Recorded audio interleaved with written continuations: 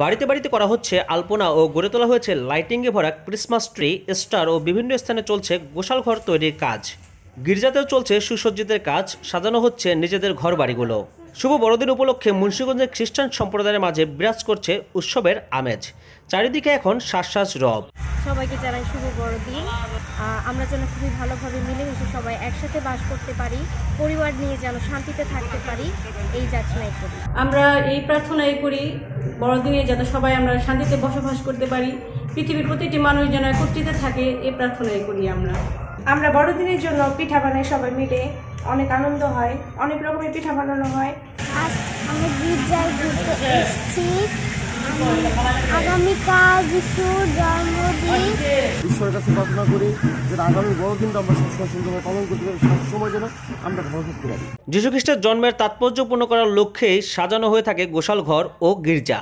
এই গোশাল ঘরের সাজানোর মাধ্যমে আমরা এই ব্যাপারটা আমাদের মনে উপলব্ধি করি যে যীশু খ্রিস্ট আসলে ঈশ্বরপুত্র হয়েও এই জীর্ণ গোশালায় মানুষের পরিত্রাণের জন্য জন্মগ্রহণ করেছিলেন।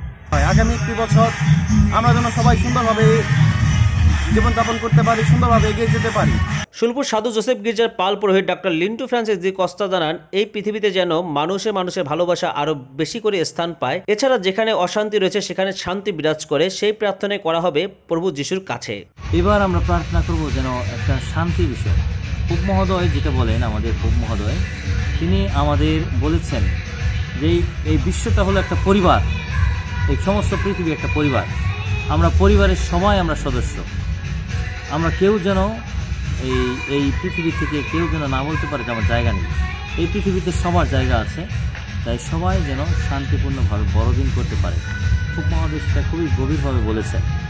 তাই আমরাও মনে করি এই বড়দিনে আমরা প্রার্থনা করব যেন এই পৃথিবীতে ভালোবাসা আরও বেশি করে স্থান পায়। যীশু খ্রিস্টের জন্মতিথির মধ্য দিয়ে জগতে ন্যায় ও সত্যের প্রতিষ্ঠা হোক, এমনটি প্রত্যাশা সংশ্লিষ্ট সকলের। হাবিদুল ইসলাম লিঙ্কন, আনন্দ টিভি, মুন্সিগঞ্জ।